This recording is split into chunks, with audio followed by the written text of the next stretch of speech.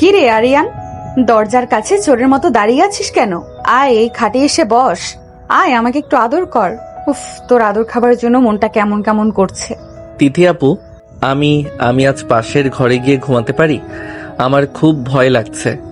তিথি আপু, খবরদার আরিয়ান, আমি এখন তোর বউ। এই বাসর ঘরে আপু ডাকলে তোর জিভ ছিঁড়ে দেব। আয় বলছি আমার কাছে। না, আমি আসবো না। তুমি অনেক দুষ্টু। তুমি আমাকে সব সময় মারো। আজকেও তুমি আমাকে কিছু একটা করবে। আমি এই বিয়ে মানি না। মানিস না মানে? কাজের সামনে কবুল বলেছিস, সই করেছিস, এখন আমি তোকে জোর করে বানাবো। তোকে আজ আমি দেখাবো বড় আপুরা কেমন রোম্যান্স করে। আয় কাছে। গ্রামের নিস্তব্ধ রাত, চারিদিকে ঝিঝি পোকার ডাক আর বৃষ্টির হালকা টিপ টিপ শব্দ।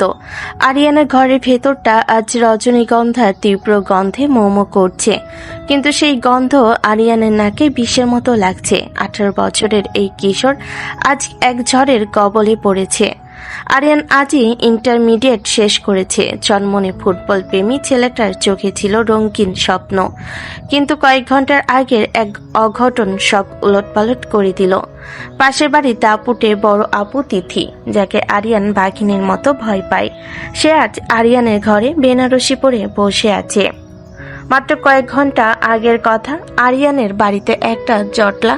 তিথির বিয়ে ঠিক হয়েছিল শহরের এক ব্যবসায়ীর সাথে, কিন্তু বিয়ের আসরে জানাজানি হলো লোকটা পাচারকারী চক্রের সাথে জড়িত এবং তার আগেও 2টি বিয়ে করেছে। তিথির বাবা এই অপমানে এবং সম্মানের চিন্তায় সেখানে হার্ট অ্যাটাক করলেন।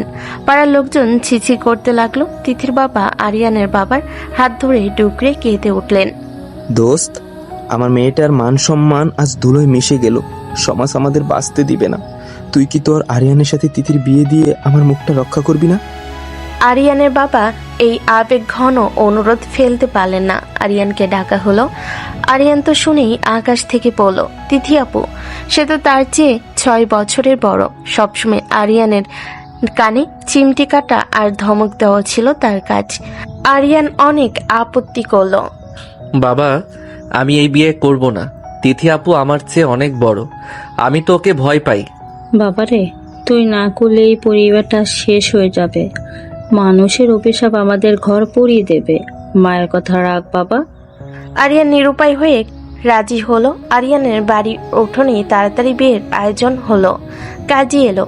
তিথি লাল বেনারসি পরে যখন আরিয়ানের পাশে বসলো, তখন আরিয়ান কাঁপছিল। বিয়ের প্রসেস ছিল খুব সংক্ষিপ্ত। দেনমোহর ঠিক হলো 5 লাখ। কাজী খাতা খুলে আরিয়ানকে সই করতে বললেন। আরিয়ান যখন কাপা কাপা হাতে কলম চালালো, তখন তার মনে হলো সে নিজের জেলের পরোয়ানায় সই করছে। আরিয়ান রে, তুই জানিস না তোকে পাওয়ার জন্য আমি কত মানত করেছি। আজ সুযোগটা এমনিতেই এসে গেল। তোকে এই তিথি আপু আর কাছছাড়া করবে না।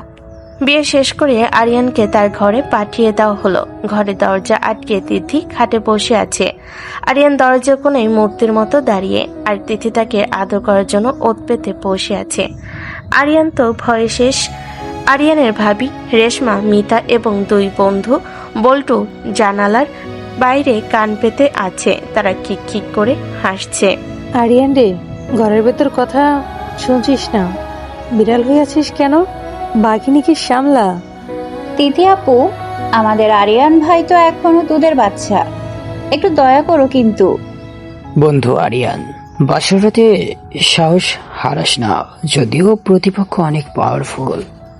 কি রে আরিয়ান, খাটের তলে লুকিয়ে নাকি? শব্দ পাচ্ছি না কেন?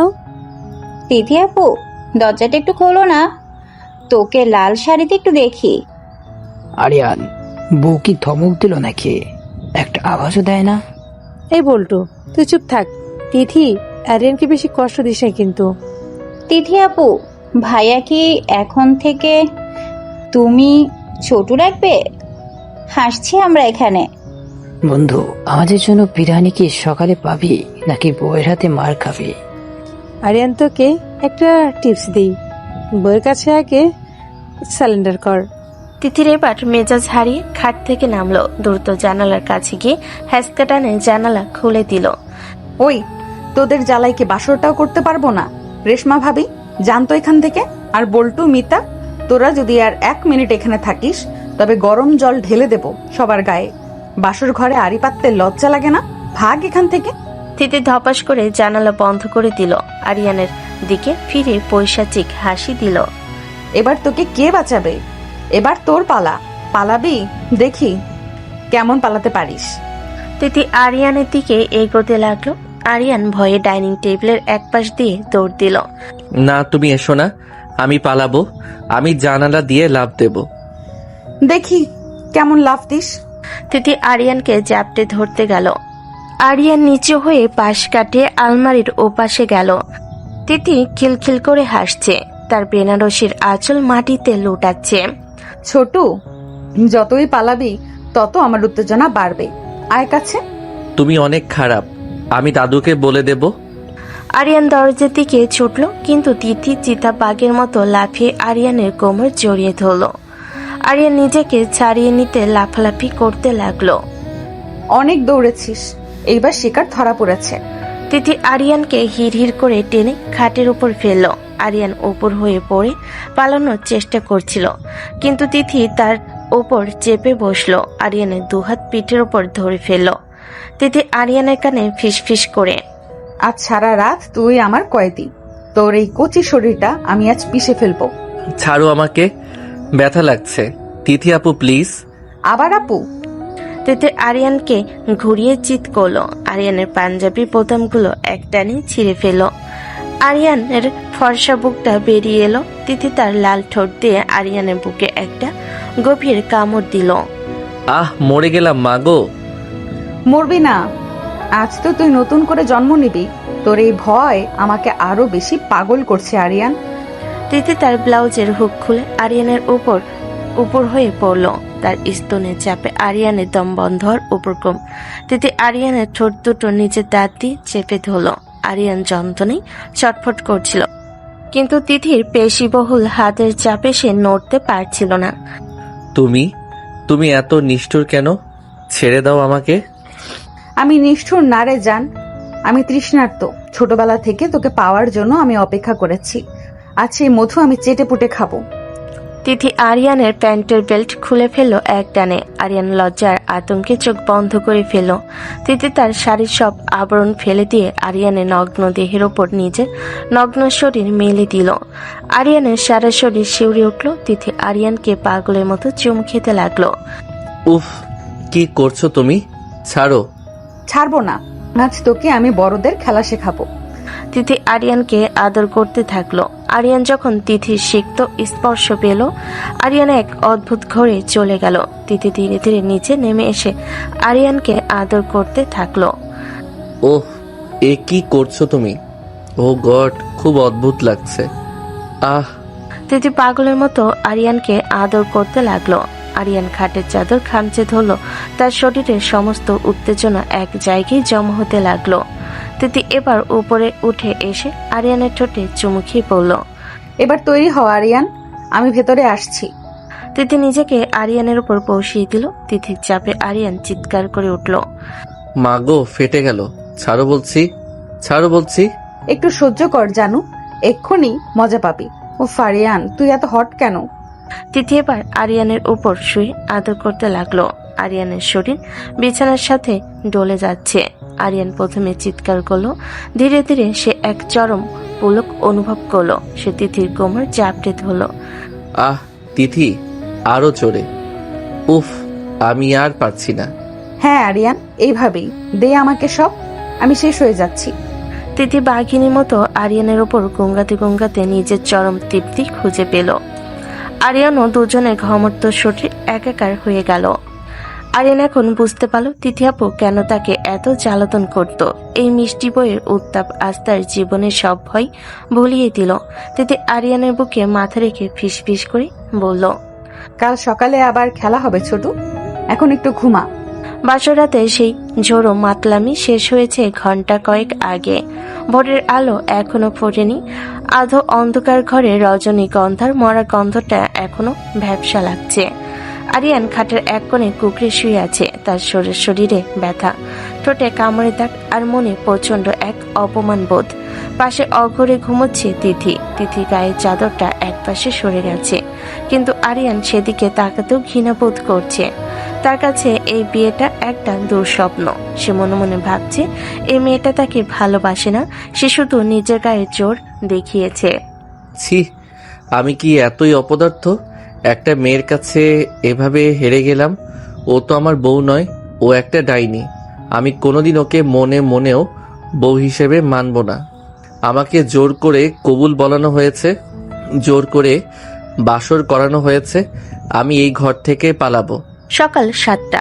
আরিয়ানের দরজায় ধূপধাপ শব্দ। বাইরে সেই আড়িপাতা বাহিনী এখন পূর্ণ উদ্যমে হাজির। রেশমি ভাবি, মিতা, বল্টু আর সাথে যোগ দিয়েছে পাড়ার বড় ভাই কাশেম। ওরে ও আরিয়ান, বেলা তো অনেক হলো, এবার দরজা খোল। বাসর গিয়ে এখন মধুপুর হয়ে গেল নাকি?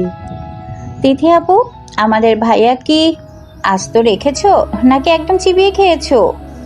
একটা সাড়া দাও। বন্ধু আরিয়ান, রাতে তো অনেক দৌড়াদৌড়ি করলি, এখন কি গ্লুকোজ লাগবে? আমরা শরবত নিয়ে আসবো। আরে আরিয়ান ছোট হতে পারে, কিন্তু তিথি তো খেলবার মানুষ। আরিয়ান মনে হয় এখনো বিছানা ছাড়তে পারছে না।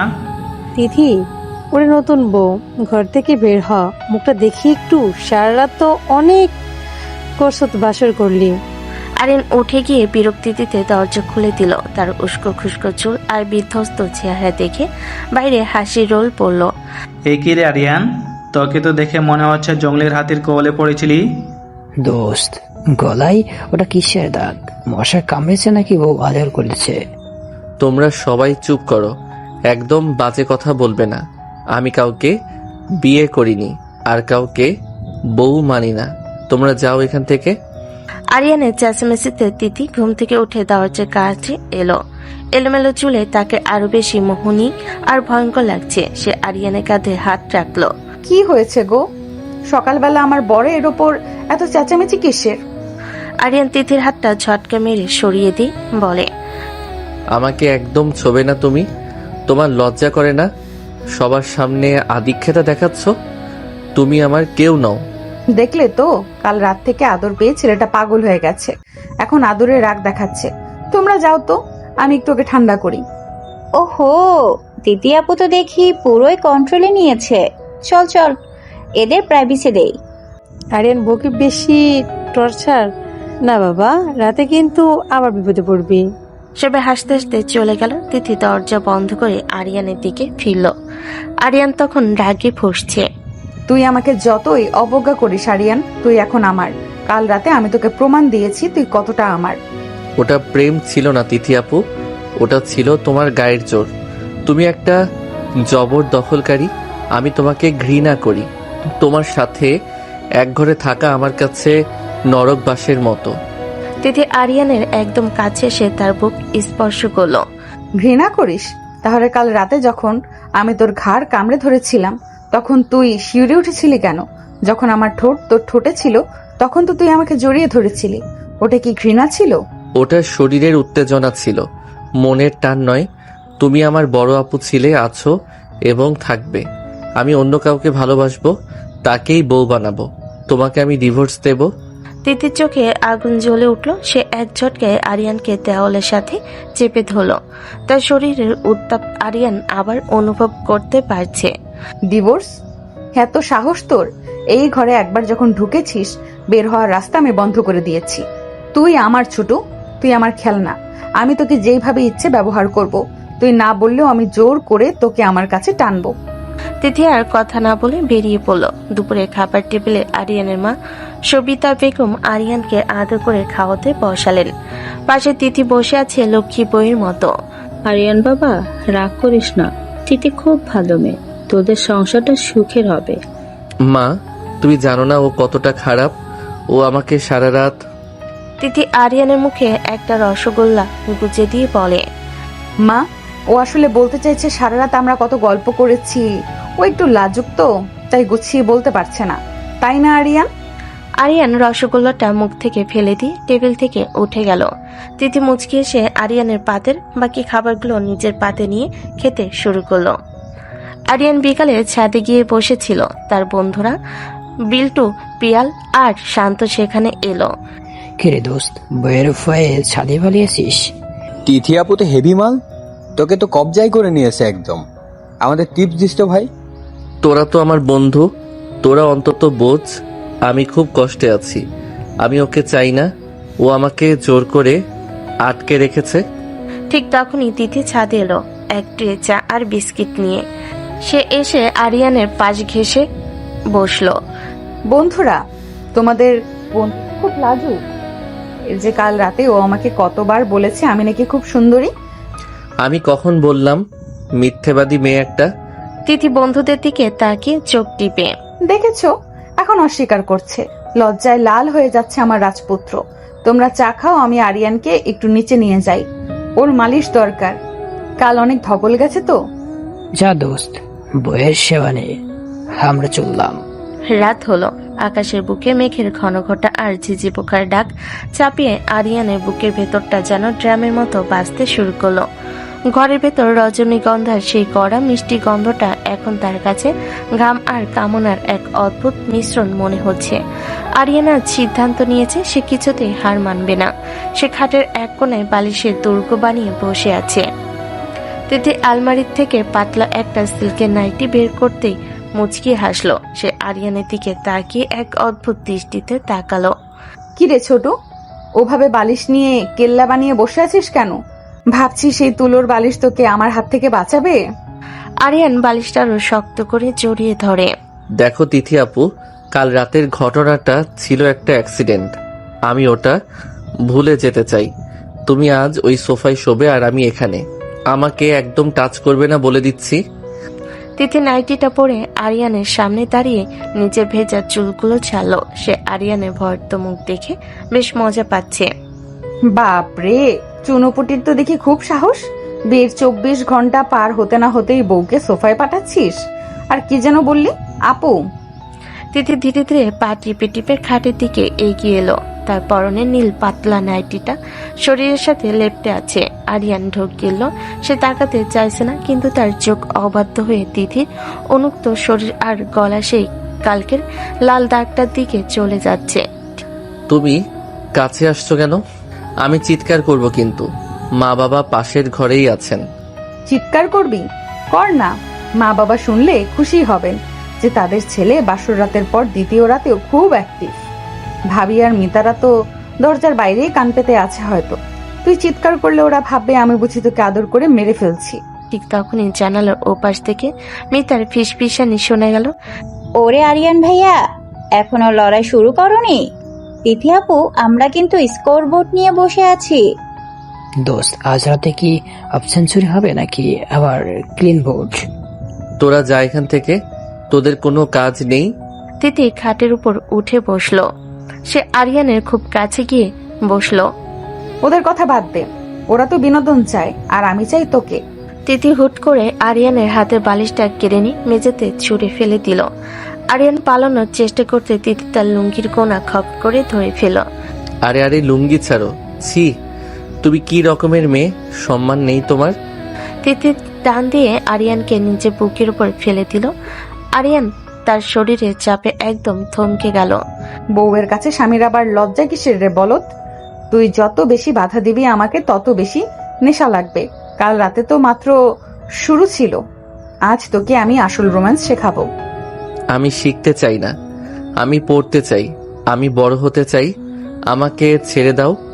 তিথি আরিয়ানের ঘাড়ের কাছে মুখ নিয়ে তপ্ত নিঃশ্বাস ফেল। আরিয়ান শিউরে উঠল।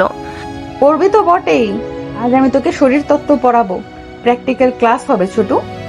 তিথি আরিয়ানের গেঞ্জির ভিতর হাত ঢুকিয়ে তার পিঠে নখ দিয়ে হালকা করে আঁচড় কাটলো। আরিয়ান এক অদ্ভুত ঘোরের মধ্যে তলিয়ে যেতে শুরু করলো। বল, তুই কি আমাকে একটুও চাস না? তোর শরীর তো বলছে অন্য কথা। দেখ তোর হার্টবিট কেমন পাগলের মতো লাফাচ্ছে। ওটা ভয়ের চোটে, তুমি আমাকে ভয় দেখাচ্ছ। ভয়? আচ্ছা, তবে এই ভয়টা উপভোগ কর। তিথি এবার আরিয়ানকে বিছানায় শুইয়ে দিয়ে তার উপর চড়ে বসলো। আরিয়ানের দুই হাত তার মাথার উপরে চেপে ধরলো। তুই আমাকে বউ মানবি না, তাই তো? আচ্ছা, মানতে হবে না, কিন্তু আমার এই আদরের অত্যাচার তোকে সহ্য করতেই হবে। তুই আমার আরিয়ান। তুমি ডাইনি। উফ, ছাড়ো, তোমার নখ লাগছে। এই ডাইনির বিষেই আজ তুই নীল হয়ে যাবি। তিথি আরিয়ানের ঠোঁটে এক দীর্ঘ এবং উগ্র চুম্বন শুরু করলো। আরিয়ান প্রথমে মুখ সরিয়ে নেওয়ার চেষ্টা করলো। তিথির জিভের কৌশলী ছোঁয়ায় সে অবশ্যই এলো। তিথি চুমু থামিয়ে আরিয়ানের গেঞ্জিটা টেনে খুলে ফেলল। তিথি প্লিজ, আমি পারবো না, আমি ছোট। তিথি নিজের নাইটির ফিতে খুলতে খুলতে আরো উত্তেজিত হয়ে উঠল। ছেলেরাই তো বেশি এনার্জি রাখে। আজ আমি তোকে ছাড়বো না যতক্ষণ না তুই বউ বলে চিৎকার করবি। তিথি তার নাইটিটা গা থেকে সরিয়ে দিল। আরিয়ানের চোখের সামনে এক পূর্ণ যৌবনা নারী। আরিয়ান চোখ বন্ধ করে ফেলল, কিন্তু তিথি তার চিবুক ধরে মুখটা নিচের দিকে ফেরালো। চোখ বন্ধ করিস কেন? দেখ আমাকে, তোর এই বড় আপুটাই এখন তোর সব। তিথি আরিয়ানের উপর হয়ে পড়ে তার সরাসরি জিভ দিয়ে সিক্ত করতে লাগলো। আরিয়ান এক অদ্ভুত কামনার জালে ছটফট করতে লাগলো।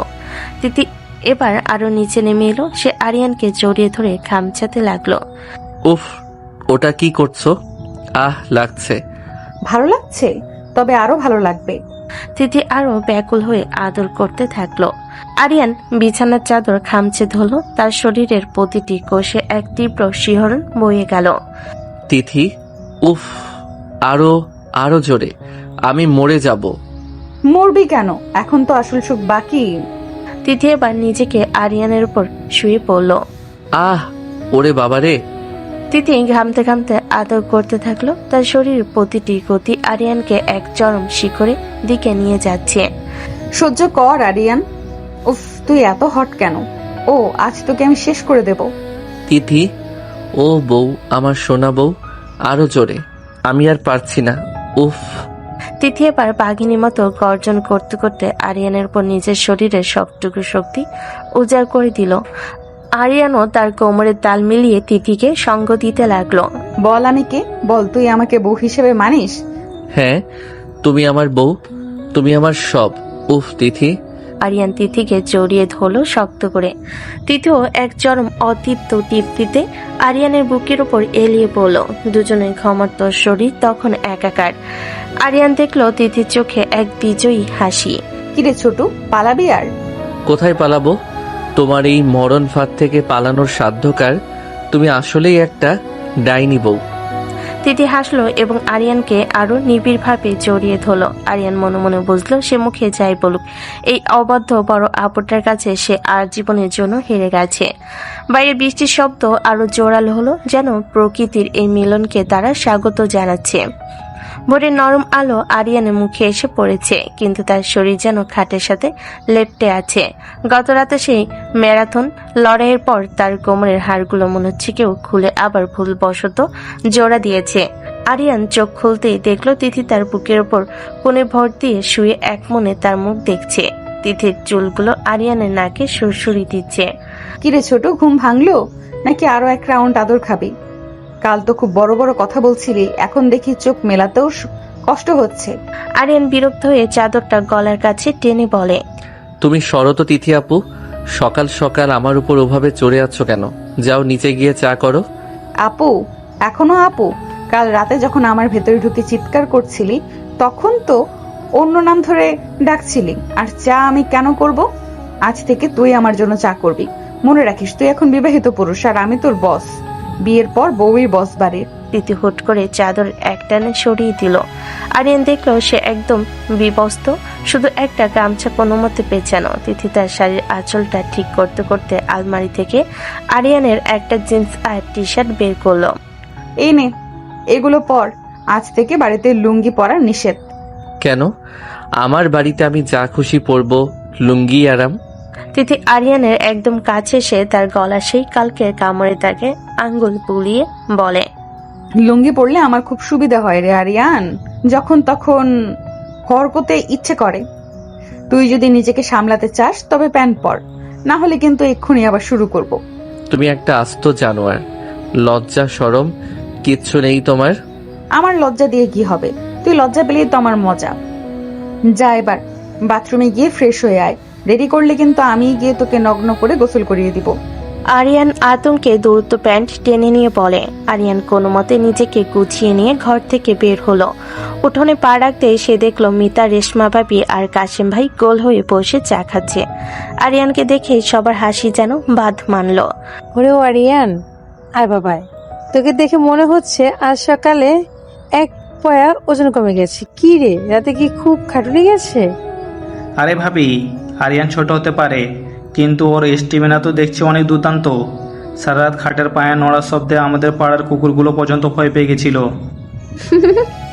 আরিয়ান ভাইয়া, তোমার গলা ওটা কি মশার কামড়, নাকি তিথি আপু তোমার গলায় নিজের মালিকানা সিল মেরে দিয়েছে? তোমরা সবাই কি শুরু করেছো? কারো কি কোনো কাজ নেই? আমি মশার কামড় খাই আর বাঘের কামড় খাই, তাতে তোমাদের কি? ঠিক তখন তিথি হাতে এক বালতি ভেজা কাপড় নিয়ে বিদর্পে বেরিয়ে এলো, তার চোখের চাহনিতে একটা দাপট। কি গো কাশেম ভাই, রেশমা ভাবি, আমার বরকে নিয়ে খুব হাসাহাসি হচ্ছে। কাল রাতে আমরা কি করেছি না করেছি সেটা আমাদের ব্যাপার। আর মিতা, তোর যদি এতই আগ্রহ থাকে তবে তোকেও একটা ছোট দেখে বর জোগাড় করে দিই। না না তিথি, আমরা তো এমনি একটু মজা করছিলাম। মজা করো, কিন্তু সীমার মধ্যে।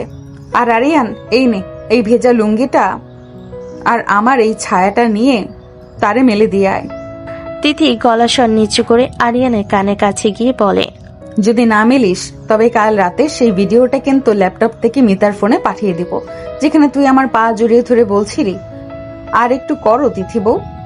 তুমি ওটা ভিডিও করেছো? তুমি কতটা নীচ! নিচ হতে পারলেই তো তোকে উঁচুতে তোলা যায়। যা কাজ কর।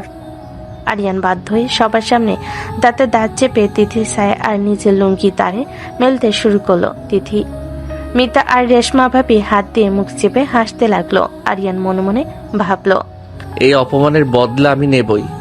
দুপুরে খাওয়ার সময় বাড়ির সবাই একসাথে বসেছে। আরিয়ানের বাবা আজ খুব খুশি। তিনি বারবার আরিয়ানকে বড় বড় মাছের টুকরো তুলে দিচ্ছেন। খা বাবা আরিয়ান, তোর এখন শক্তির খুব দরকার। তিথি খুব ভাগ্য করে তোকে পেয়েছে। শক্তি তো ও সব চুষে নিয়ে নিয়েছে বাবা। ঠিক তখনই আরিয়ান অনুভব করলো টেবিলের নিচে কিছু একটা তার উরুর ওপর সুরসুরি দিচ্ছে। সে বুঝতে পারলো তিথি তার পায়ের পাতা দিয়ে আরিয়ানের জিন্সের ওপর দিয়ে ঘষা দিচ্ছে। আরিয়ান চমকে উঠে চিৎকার করে, উফ মা, টেবিলের নিচে কি যেন কামড়াচ্ছে। কি হবে রে? বিড়াল হবে হয়তো। ওরে পুষি, যা তো এখান থেকে। মা, আসলে আরিয়ান একটু বেশি পিচ্ছি। ও হয়তো নতুন বিয়ের আমেজটা এখনো নিতে পারছে না। আরিয়ান, ডালটা দেবো? তিথি ডাল দেওয়ার ওসিলাই টেবিলের উপর দিয়ে আরিয়ানের হাত খামচে ধরল। তার বড় বড় নখ আরিয়ানের চামড়ায় বসে গেল। আরিয়ান যন্ত্রণায় কুকড়ে গেল, কিন্তু সবার সামনে কিছু বলতে পারল না। তিথি নিচু স্বরে শুধু আরিয়ানকে শুনিয়ে বলে, আজ রাতে কিন্তু এর চেয়েও বেশি কামড় খাবি, তৈরি থাকিস। বিকেলে আরিয়ানের দুই বন্ধু বল্টু আর শান্ত ডাকতে এলো মাঠে ফুটবল খেলার জন্য। দোস্ত আরিয়ান, চল মাঠে যাই, আজ বড় ম্যাচ আছে। আরিয়ান খুশিতে লাফিয়ে উঠল। হ্যাঁ চলো চলো, আমি আসছি। আরিয়ান ঘর থেকে বের হতে যাবে, অমনি তিথি এক ধামা শাক নিয়ে বারান্দায় এসে বসলো। কোথায় যাওয়া হচ্ছে শুনি? মাঠে যাচ্ছি ফুটবল খেলতে। ফুটবল তো কাল রাতে সারা রাত খেলেছো, এখন ঘরে বসো। এই শাকগুলো বেছে দাও, আজ রাতে আমরা শাক দিয়ে ভাত খাবো। আমি কি শাক বাছার লোক? আমি ফুটবলার, বন্ধুরা ডাকছে। আরিয়ান, আমি যদি একবার উঠি তবে তোর বন্ধুদের সামনেই তোকে কোলে তুলে ঘরে নিয়ে যাব। Choice is yours. কি বললি? টিথু আপু আরিয়ানকে কোলে তুলবে? হ্যাঁ বল্টু, তোর বন্ধু তো এখন আমার পুতুল। যা, তোর আজ খেলগে। আরিয়ান এখন ঘর কন্যা শিখবে। বন্ধুরা হাসতে হাসতে চলে গেল। আরিয়ান মুখ অন্ধকার করে তিথির পাশে বসে শাক কুটতে লাগলো। তুমি আমাকে সবার সামনে বেইজ্জত করে ছাড়বে? বেইজ্জত না রে পাগল, আমি তোকে আদর্শ স্বামী বানাচ্ছি। শাক্যটা শেষ হলে ঘরে আয়, তোকে একটা রিওয়ার্ড দেব। কি রিওয়ার্ড?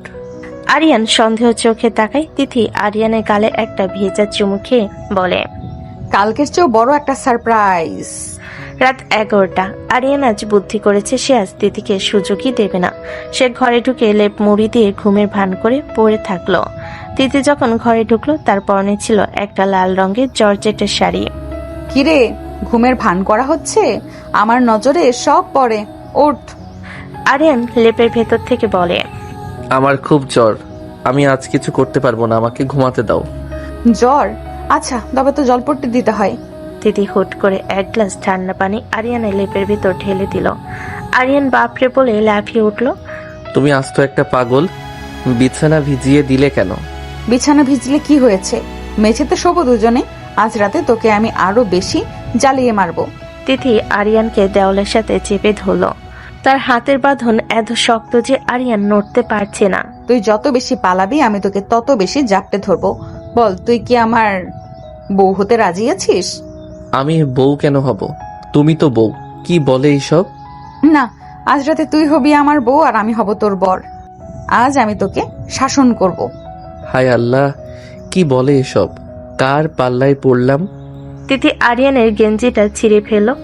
আরিয়ান দেখলো তিথির চোখে আজ এক নতুন নেশা। সে বুঝতে পারল এই রাতের লড়াইটা কালকে চেয়েও বেশি ভয়ানক হতে যাচ্ছে।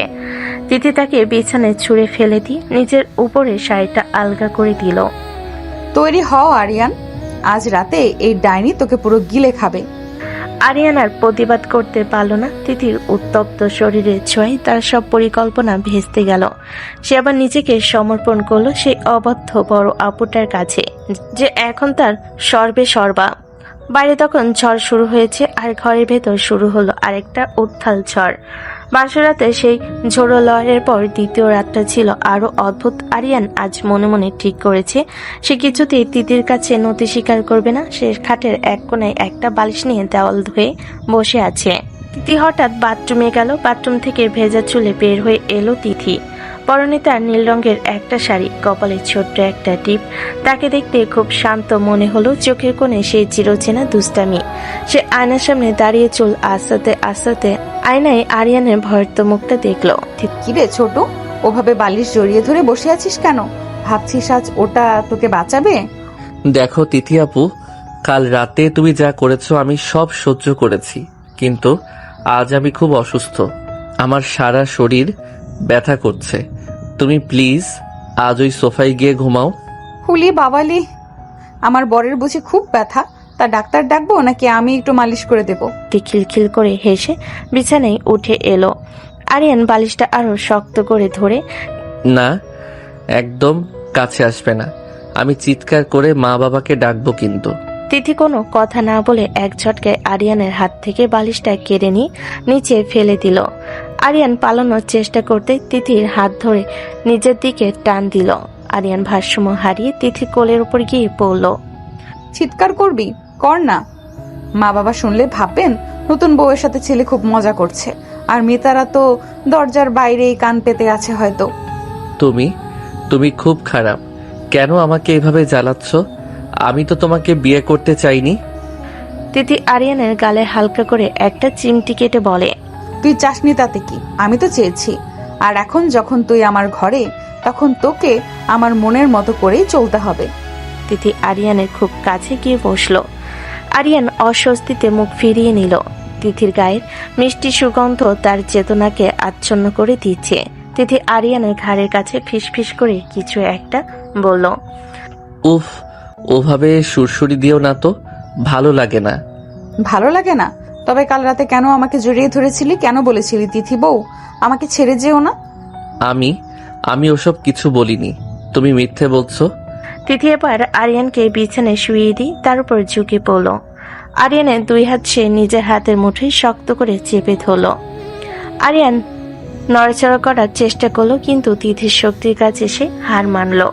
তুই যত বেশি না বলবি আমি তোকে তত জয় করতে তত বেশি ভালো লাগবে। তুই আমার ছোট, আমার লক্ষ্মী বর।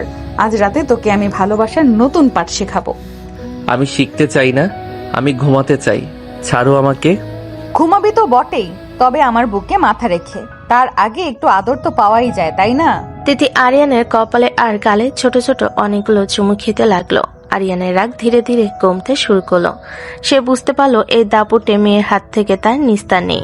তিথি আরিয়ানের শার্টের বোতামগুলো একে একে খুলতে শুরু করলো। তিথি, তুমি কি আমাকে পাগল করে দেবে? পাগল তো তুই হয়েই আছিস, এখন শুধু ধরা দেওয়ার পালা।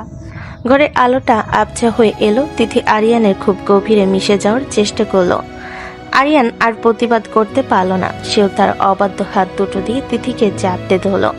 সারা রাত চলল তাদের মান অভিমান আর মিষ্টি ভালোবাসার এক লম্বা গল্প।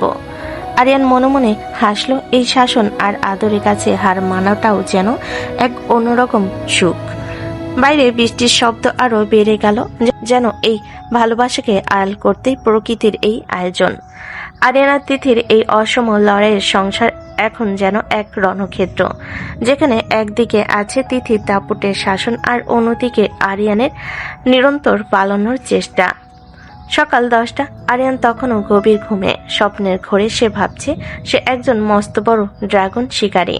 হঠাৎ তার স্বপ্নের ড্রাগনটা যেন সত্যি সত্যি তার ওপর গরম নিঃশ্বাস ফেলল। আরিয়ান চোখ খুলে দেখলো তিথি তার মুখের উপর একটা হেয়ার ড্রাই ধরে গরম বাতাস দিচ্ছে। আরিয়ান বিছানা থেকে লাফিয়ে ওঠে। তিথি হেয়ার ড্রাইটা বন্ধ করে কোমরে হাত দিয়ে দাঁড়ায়। ওরে বাবারে, আগ্নেয়গিরি ফেটেছে, বাঁচাও। আগ্নেয়গিরি না রে বলদ, এটা তোর বউয়ের রাগ। সূর্য মাথার উপর উঠে গেছে আর তুই এখনো নাক ডেকে এই ঘরটাকে রেলওয়ে স্টেশন বানিয়ে রেখেছিস। ওঠ বলছি। তিথি আপু, তুমি কি দিন দিন পাগল হয়ে যাচ্ছ? এভাবে কেউ ঘুম ভাঙায়? আমার কানে যদি গরম বাতাস লেগে পর্দা ফেটে যেত। আরিয়ান চুলগুলো ঠিক করতে করতে বলে। তিথি আরিয়ানের কানটা ধরে একটা প্যাচ দিয়ে বলে, আবার আপু শোন আরিয়ান, আজ যদি আমার বাবা মায়ের সামনে তুই একবারও আমাকে আপু ডেকেছিস, তবে তোর সব ভিডিও গেমের সিডি আমি বটি দিয়ে কুচি কুচি করে কাটবো। যা ঝটপট ড্রয়িং রুমের কার্পেটটা ঝাড়ু দিয়ে আয়। আরিয়ান যখন ড্রয়িং রুমের কার্পেট ঝাড়ছে তখন সেখানে হাজির হলো তার বড় ভাই কাশেম আর ভাবি। কি রে আরিয়ান, বাসরাতের পর কি ঘরদোর সাফ করার কন্ট্যাক্ট নিয়েছিস নাকি? আরে কাশিম, বোঝো না কেন? দিদি তো বাঘিনী, ওকে আরিয়ানকে শান্তিতে থাকতে দেবে? আরিয়ান, বালিটা নিয়ে বাথরুমটাও একটু মেজে ফেলো তো বাবা। আমি কেন বাথরুম মাজবো? আমি কি এই বাড়ির কাজের ছেলে? তিথি রান্নাঘর থেকে চামচ হাতে বেরিয়ে এলো। কাজের ছেলে হবি কেন? তুই হচ্ছিস আমার গৃহপালিত বর। তুই কাজ করলে আমি তোকে রাতে স্পেশাল রিওয়ার্ড দেব। এখন যা, না গেলে কিন্তু সবার সামনে তোকে কোলে তুলে বাথরুমে নিয়ে যাব। ড্রয়িং রুমে আরিয়ানের শ্বশুর আজমল সাহেব আর শাশুড়ি আমিনা বেগম এসে বসেছেন। আরিয়ান সাদা পাঞ্জাবি পরে খুব ভদ্র সেজে তাদের সামনে এসে বসে। সে ভাবলো এখন অন্তত শ্বশুরবাড়ির লোকজনের সামনে সে একটু জামাই আদর পাবে। কি বাবাজি আরিয়ান, পড়াশোনা তো শেষ হলো, এখন সংসারের জল টানতে কেমন লাগছে? আমাদের মেয়েটা কি খুব বেশি জ্বালাচ্ছে? জি না আব্বা, তিথি তো খুব। তিথি রান্নাঘর থেকে চিৎকার করে, আরিয়ান, আব্বা আমার শরবত খাওয়া শেষ, এবার একটু রান্নাঘরে এসে পেঁয়াজগুলো কুচি করে দাও না, আমার নখ তো বড়, কাটতে অসুবিধা হচ্ছে। আজমল সাহেব চশমার উপর দিয়ে আরিয়ানের দিকে তাকালেন। আরিয়ানের বাবর সেখানে বসেছিলেন। তিনি মুচকি হাসলেন।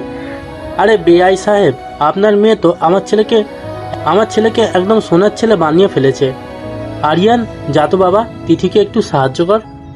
তিথি, মেহমানের সামনে এসব কি? ইজ্জত তো সব শেষ। লোকে ভাববে আমি বুঝি বউয়ের আঁচল ধরা ছেলে। আরিয়ান ফিসফিস করে তিথির কাছে। তিথি আরিয়ানের পাঞ্জাবি কলার ঠিক করে দিয়ে সবার সামনে বলে, আহা আরিয়ান, লজ্জা কিসের? আমার আব্বা আম্মা তো জানেই যে আমরা কাল রাতে কতটা ব্যস্ত ছিলাম। যাও পেঁয়াজ কাটো। এই মেয়ে মান সম্মান সব শেষ করে দেবে। আরিয়ান যখন রান্নাঘরে পেঁয়াজ কাটছে তখন মিতা আর বল্টু জানালার ওপাশে দাঁড়িয়ে খিলখিল করে হাসছে। মিতা এবার আরিয়ানকে আরো বেশি নাঝাল করার এক নতুন ফন্দি করলো। আরিয়ান ভাইয়া, তিথি আপু ডাকছে, বলছে উপরে নাকি একটা ইঁদুর মরে পড়ে আছে, ওটা তোমাকে সরাতে হবে, না সরালে নাকি তিথি আপু আজ রাতে তোমার সাথে এক বিছানায় শুবে না। ইঁদুর সরাবো? আমি কি ম্যাথন নাকি? আমি যাব না। বল্টু, তুই আমার বন্ধু না? তুই একটু সরিয়ে দে না। দোস্ত, বউ তো তোর, ইঁদুর সরাব আমি। তিথু আপু যদি শোনে আমি ওটা সরিয়েছি, তবে তো আমাকেও ঘর মোছাতে পাঠাবে। আরিয়ান, আমি কি আসবো ওই ইঁদুরটা নিয়ে তোমার পাঞ্জাবের পকেটে ঢুকিয়ে দিতে? 3 গুনবো, 1 2। 3 বলার আগেই আরিয়ান ইঁদুর সরতে ছুটল। বুলটু আর মিতা তখন মেঝেতে গড়াগড়ি খেয়ে হাসছে।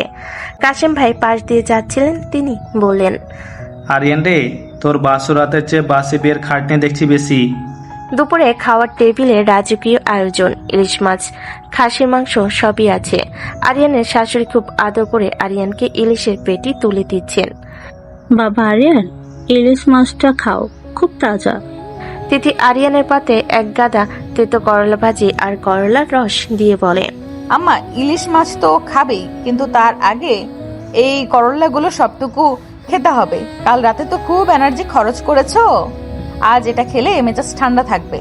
আস্তাগফিরুল্লাহ, কি বলো এসব তিথি? আরিয়ান করলা চিবুতে চিবুতে তিথিকে মনে মনে জমের মতো গালি দিচ্ছে। আরিয়ান অনুভব করলো টেবিলের নিচে তিথি তার পায়ের পাতা দিয়ে আরিয়ানের উরুতে সুড়সুড়ি দিচ্ছে।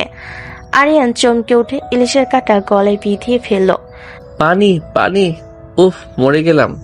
ও মা, আমার বরটা দেখি করল্লা খেয়ে কুপোকাত। রাতে যখন আমি তোকে এর চাইতেও তেতো রোম্যান্স উপহার দিব, তখন কি করবি? তিথি আরিয়ানকে একটু কম জ্বালাও, ছেলেটা তো সুখী অর্ধেক হয়ে গেল। বিকেলে মেহমানরা একটু বিশ্রাম নিতে গেলে আরিয়ান চুপি চুপি ছাদের এক কোণে গিয়ে বসলো। সে ভাবলো এখন অন্তত একটু মুক্তি পাবে, কিন্তু তিথি সেখানেও হাজির, হাতে এক গ্লাস দুধ। কি রে ছোটু, এখানে একা একা কি করছিস? আমার কথা কি খুব বেশি মনে পড়ছে? এই নে, দুধটা খেয়ে নে, রাতে তো আবার ডিউটি আছে। একদম না, আমি ভাবছি কিভাবে এই জেলখানা থেকে পালানো যায়। তুমি আমাকে সবার সামনে হাসির পাত্র বানিয়েছো, আমি তোমাকে ডিভোর্স দেব। তিথি আরিয়ানের একদম কাছে এসে তার পাঞ্জাবি কলার ধরে নিজের দিকে টেনে বলে, ডিভোর্স? এত সাহস তোর? শোন আরিয়ান, তুই আমার মনের খাঁচায় বন্দি একটা পাখি। তুই ডানে যাবি তো আমি ডানে, বামে যাবি তো আমি বামে, আর ডিভোর্স দিলে আমি তোকে ধরে আবার বিয়ে করব। আরিয়ান তিথির কোমরে হাত রেখে কাছে টেনে নেয়। তাই বুঝি? তবে আমার একটা শর্ত আছে। আজ রাতে আমি তোমাকে শাসন করব। কাল রাতে তো তুমি আমাকে এক চুলো নড়তে দাওনি। আজ রাতে আমি হব বর, আর তুমি হবে আমার ছোট বউ। তিথি অবাক হয়ে এই প্রথম আরিয়ান এভাবে বলে। সে মুচকি হেসে আরিয়ানের কানের লতিতে একটা কামড় দিয়ে বলে, আগে ঘর মোছা শেষ কর, তারপর দেখা যাবে। আজ রাতে যদি তুই আমাকে খুশি করতে পারিস তবে তোকে আমি একদিনের ছুটি দেব, আর যদি না পারিস তবে কাল তোকে শাড়ি পরিয়ে মেকআপ করিয়ে দেব। তুমি একটা আস্ত জানোয়ার বউ, কিন্তু কেন জানি এই ডাইনির মায়াতেই আমি আটকে গেছি। আরিয়ান তিথির কপালে একটা গভীর চুমু খেলো। ঠিক তখনই নিচ থেকে মিতা চিৎকার করে উঠল, ওরে ও আরিয়ান ভাইয়া, ছাদেও কি বাসো শুরু করে দিলে নাকি? নিচে আব্বা ডাকছে। আরিয়ান আর তিথি দুজনেই হেসে ফেল। আরিয়ান বুঝলো এই তিথি তার জীবনের সবটুকু আনন্দ আর অশান্তির উৎস। সকাল 8টা। আরিয়ান ভেবেছিল আজ ছুটির দিন একটু বেলা পর্যন্ত ঘুমাবে, কিন্তু তার কপালে শান্তি নেই। তিথি এক বালতি ভেজা কাপড় নিয়ে ঘরে ঢুকে আরিয়ানের পায়ের উপর আছড়ে পড়ল। ওই ছোটু, ওঠ, এই নে ফর্দ, আর এই নে বাজারের থলি। আজ আমার বাড়িতে তোর বন্ধুরা আসবে দাওয়াত খেতে। বড় দেখে একটা জ্যান্ত শিং মাছ আর খাসির রান নিয়ে আসবি। খবরদার মরা মাছ আনলে তোকে দিয়েই ছাড়াবো। আমি পারবো না, আজ মাঠে ফাইনাল খেলা। বন্ধুরা দেখলে আমার ইজ্জত থাকবে না। পাড়ার মোড়ে ব্যাগ হাতে দাঁড়িয়ে থাকা মানে আমার ফুটবল ক্যারিয়ার শেষ। আরিয়ান চোখ কসলাতে থাকে। তিথি আরিয়ানের পাঞ্জাবি কলার ধরে নিজের দিকে টেনে নেয়। ক্যারিয়ার তো আমি কাল রাতেই শেষ করে দিয়েছি রে বলদ। এখন ব্যাগ হাতে নিবি নাকি তোকে কোলে তুলে বাজারে নিয়ে গিয়ে সবার সামনে বলবো, দেখুন আমার বর বাজার করতে লজ্জা পাই? আরিয়ান নিরুপায় হয়ে বাজারের থলি হাতে বের হলো। পাড়া মরে যেতে তার চিরশত্রু পল্টু আর শান্তর পাল্লাই পড়ল। কিরে আরিয়ান, হাতে ওটা কি? লুই ভিটেনের ব্যাগ নাকি বাজারের থলি? দোস্ত, শিং মাছ কি তোকে কামড়াবে নাকি তুই মাছকে কামড়াবি? বাসর রাতের পর তো দেখছি তোর চেহারা শুকিয়ে শুটকি হয়ে গেছে। তোরা থামবি?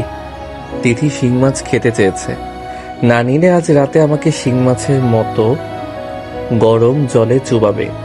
তোরা বুঝবি না বাঘিনী পোষা কত কঠিন। বাজার থেকে ফেরার পর আরিয়ান ভেবেছিল এবার রেহাই পাবে, কিন্তু তিথি তাকে টেনে নিয়ে গেল রান্নাঘরে।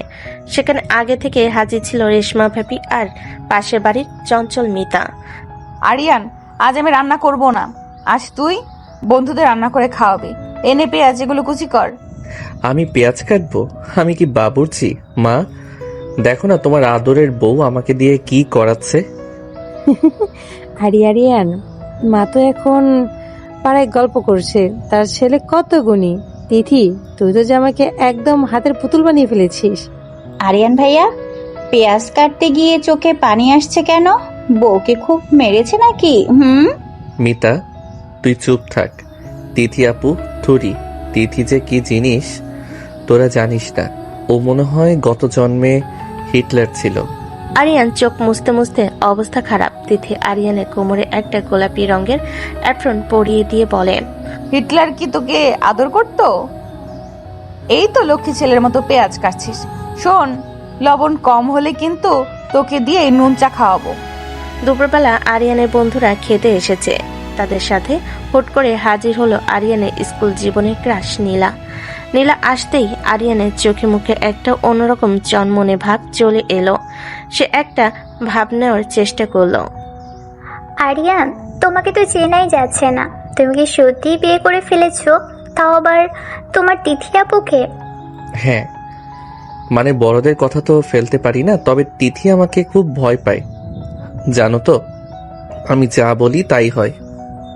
তিথি তখন ট্রেতে করে খাবার নিয়ে আসছিল।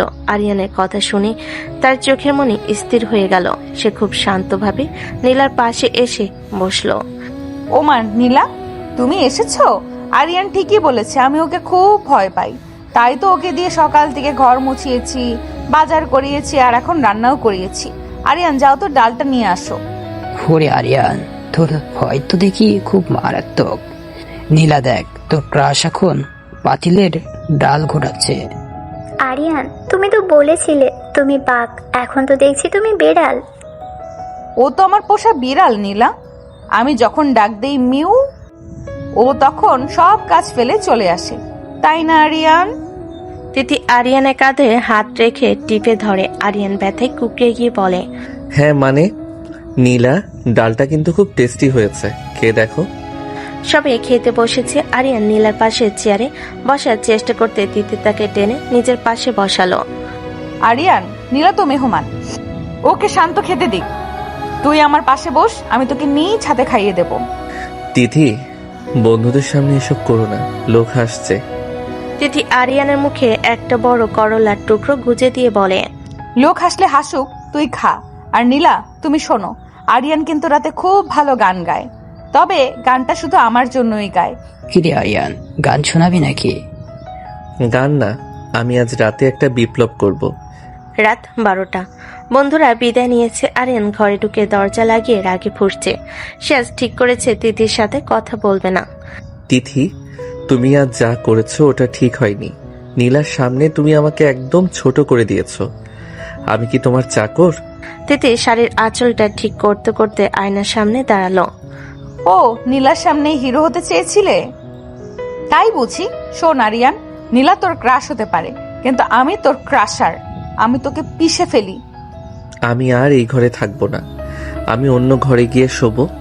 তিথি আরিয়ানের হাত ধরে হ্যাঁচকা টেনে বিছানায় ফেলে দিয়ে বলে, অন্য ঘরে? এত বড় সাহস তোর? কাল রাতের কথা ভুলে গেলি? তিথি আরিয়ানের উপর উপর হয়ে বসে তার কপালে নিজের কপাল ঠেকালো। আরিয়ানের সব রাগ যেন নিমিষে কর্পূরের মতো উড়ে গেল।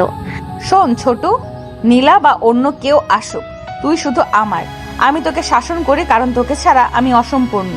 বল, তুই কি আমাকে ছেড়ে যাবি? তুমি তো আমাকে যাওয়ার সুযোগই দাও না। তুমি একটা আস্ত ডাইনি। ওই ডাইনির মায়াতেই তো তুই বন্দি। এবার বল, নীলা কি আমার চেয়ে বেশি সুন্দরী?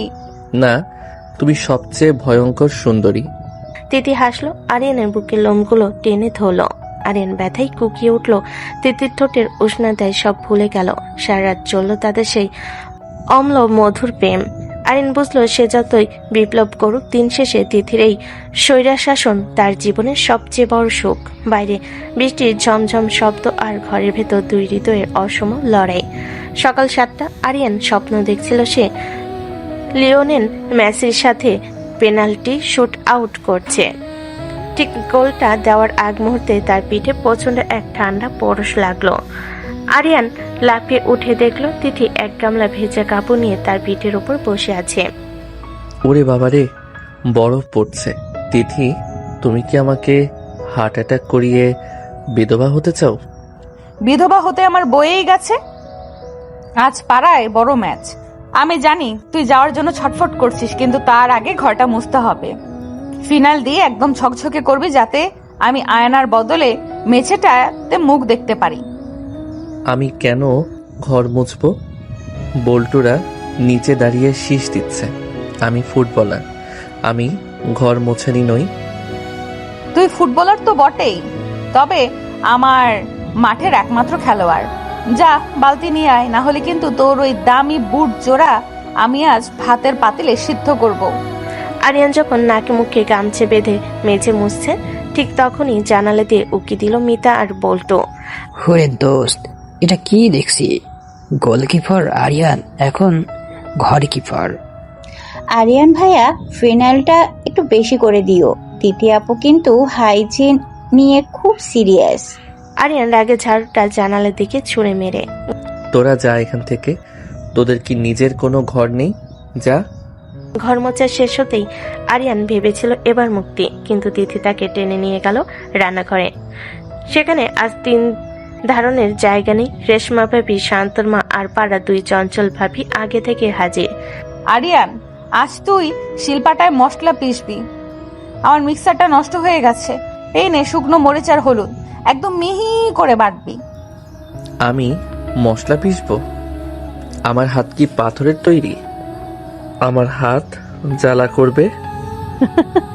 আরে আরিয়ান, ঘামছিস কেন? দিদি তোকে মজবুত বানাচ্ছে। জামাই যত মশলা পিসবে, বইয়ের ভালোবাসা তত গাঢ় হবে। তিথি, তুই তো জামাইকে একদম কাদার তাল বানিয়ে ফেললি। ও তো দেখছি কাল থেকে শাড়ি পরে ঘুরবে। আরিয়ানের মশলা পিষতে পিষতে চোখ দিয়ে জল পড়ছে। শাড়ি পরলে অন্তত ঘর মোছা থেকে তো বাঁচতাম। মা, দেখো তোমার আদরের পুত্রবধূ আমাকে দিয়ে কি করাচ্ছে।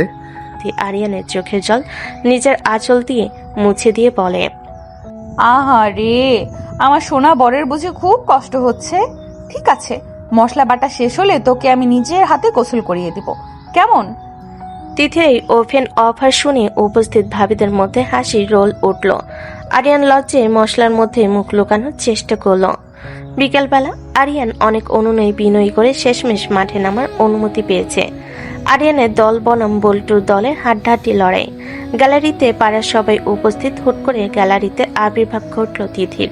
পরনে লাল শাড়ি, চোখে কালো চশমা আর হাতে একটা বড় পানির বোতল। আরিয়ান, গোল না দিলে আজ রাতে কিন্তু তোকে বারান্দায় শুতে হবে, মনে রাখিস। দোস্ত, তোর বউ তো গ্যালারি থেকে কামড় দিচ্ছে, গোল না দিলে তো তোর খবর আছে। আরিয়ান তিথির ধমক শুনে যেন অতি মানবিক শক্তি পেল।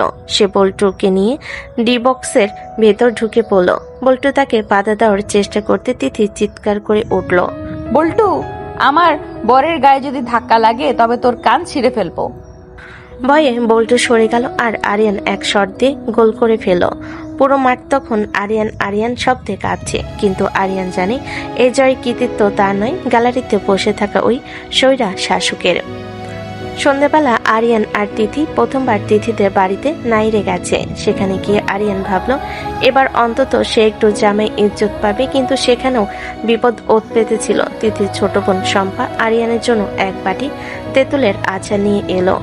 দুলা ভাই, আমাদের এখানে নিয়ম আছে, জামাইকে বাটি ভর্তি আচার খেয়ে দেখাতে হয় যে তার ধৈর্য কতটুকু। শম্পা, আমি তো টক খাই না। তিথি আরিয়ানের পাশ ঘেঁষে বসে আচারের চামচটা তার মুখে পুড়ে দিয়ে বলে, খাবে না কেন? টক খেলে তোর মুখটা লাল হয়, আর ওটা দেখতে খুব কিউট লাগে, তাই না আব্বা? শ্বশুর আজমল সাহেব হেসে কুটি কুটি। আরিয়ান টক খেয়ে টক মিষ্টি মুখ করে বসে রইল। হট করে তার লুঙ্গিটা আলগা হয়ে গেল। সে তো অপ্রস্তুত। তিথি, আমার লুঙ্গি খুলে যাচ্ছে, ধরো। তিথি সবার সামনে আরিয়ানের কোমর জড়িয়ে ধরে, লজ্জা কিসের? আমি তো আছি, এসো আমি তোমার লুঙ্গিটা নতুন করে বেঁধে দেই। এবার সামনে তিথি যেভাবে আরিয়ানের কোমর জাপটে ধরে তাকে ভেতরের ঘরে নিয়ে গেল, তাতে শ্বশুরবাড়ির লোকজন বুঝলো আরিয়ান আর আরিয়ানের জায়গায় নেই। সে এখন তিথির সম্পূর্ণ সম্পত্তি। রাত তখন গভীর। আরিয়ান তিথির পুরনো ঘরের বিছানায় শুয়ে আছে। আজ খুব ক্লান্ত, কিন্তু তিথি তখনও আয়নার সামনে দাঁড়িয়ে নিজের সাজ খুলছে। তিথি, আজ আমাকে মাফ করে দাও।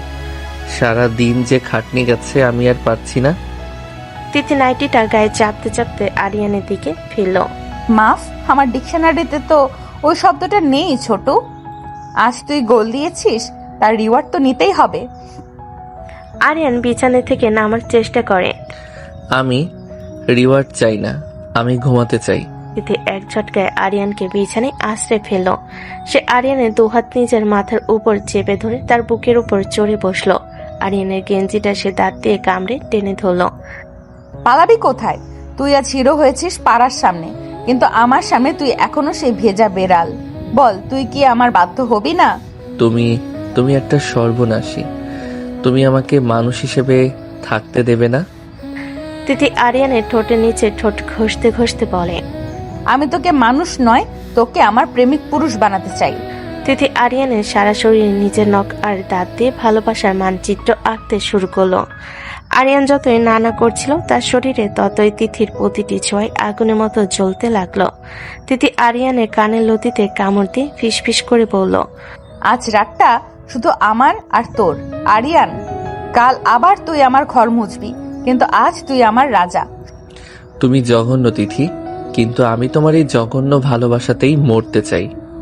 ঘরের আলোটা আরিয়ানের তপ্ত নিঃশ্বাসে আর তিথির তৃপ্তির হাসিতে যেন আরো উজ্জ্বল হয়ে উঠল। বাইরে ঝুম বৃষ্টি শুরু হল, যেন তারা এই অসময় কিন্তু নিবিড় ভালোবাসাকে পাহারা দিচ্ছে। আরিয়ান বুঝলো এই তিথি দাপুটে যেমন ভয়ঙ্করী দাপুটে, তেমনি তার ভালোবাসার গভীরতা মাপার সাধ্য কোনো স্কেলে নেই। সে এখন আর পালানোর পথ খোঁজে না, বরং এই মায়াজালে আরো বেশি জড়িয়ে যেতে চায়। সকাল 9টা। আরিয়ান তখন স্বপ্নের ঘরে ভাবছিল সে একজন মস্ত বড় ড্রাগন শিকারী। হঠাৎ সে অনুভব করলো তার মুখে যেন হিমশীতল কোনো প্রলেপ দেওয়া হয়েছে। চোখ মুখ খুলে সে দেখল তিথি তার বুকের উপর জাকিয়ে বসে আছে। সে এক হাতে একটা চ্যাপটা ব্রাশ আর অন্য হাতে এক বাটি হলদেটে আঠালো কাদা। একদম নড়বি না ছোট, স্পেশাল ফেস প্যাকটা শুকোতে 15 মিনিট লাগবে। বিয়ের পর তোকে একদম শুকনা শুটকির মতো দেখাচ্ছে। তিথি, তুমি কি শেষে আমার মুখে গোবর মাখাচ্ছ? ছাড়ো আমাকে। আমি ছেলে মানুষ, আমি কেন কাদা মাখবো? গোবর না রে বলদ, এটা মুলতানি মাটির টক দই আর নিম পাতার মিশ্রণ। তোর এই বাদর মার্কা চেহারাটা যদি একটু পাল্টায় তবেই আমার শান্তি। এই নে, চোখের নিচে এই শশা দুটো রাখ। ঠিক সেই মুহূর্তে ড্রয়িং রুমে দরজা ঠেলে ভেতরে ঢুকলো বল্টু, শান্ত আর মিতা। তার আরিয়ানকে এই অবস্থায় দেখে হাসতে হাসতে মেঝেতে গড়াগড়ি খেতে শুরু করলো। ওরে মাগো আরিয়ান, তুই কি শেষমেশ মিশরের মমি হওয়ার ট্রেনিং নিচ্ছিস নাকি? তোকে তো দেখে মনে হচ্ছে মাটি দিয়ে বানানো কোনো মূর্তি। আরিয়ান ভাইয়া, তোমাকে তো একদম সেই হরর মুভির জম্বিদের মতো লাগছে। তিথি আপু, তুমি কি একে মিউজিয়ামে পাঠাবে নাকি বিসর্জন নিতে নিয়ে যাবে? তো তোরা যা এখান থেকে। তিথি, এদের সরাও বলছি। আমার ইজ্জত কি আর ধুলোয় মিশতে বাকি আছে? তোমরা হাসাহাসি করো না তো। আরিয়ান এখন বিউটি ট্রিটমেন্টে আছে, ও মাঠে যাবে না। ও আজ আমার সাথে কাপড় কাচবে। কিরে ছোট, ঠিক বলেছি তো? মুখ ধোয়ার পর আরিয়ান একটু স্বস্তি পেয়েছিল, কিন্তু সেই স্বস্তি 5 মিনিটও টিকল না। তিথি তাকে সোজা টেনে নিয়ে গেল কিচেনে। সেখানে মেঝেতে রাখা একটা গামলায় 5 কেজি ওজনের এক জোড়া জ্যান্ত বোয়াল মাছ থপাস থপাস করে লাফাচ্ছে। পাশে কাশেম ভাই আর রেশমি ভাবি পানের বাটা নিয়ে আনটাই বসেছেন। আরিয়ান, এই নে বটি। আজ কাশেম ভাইরা আমাদের এখানে লাঞ্চ করবেন। এই মাছ দুটো তোকে কাটতে হবে। আমি তো আবার জ্যান্ত মাছের ছটফটান দেখলে ভয় পাই। ভয় তো আমি পাচ্ছি।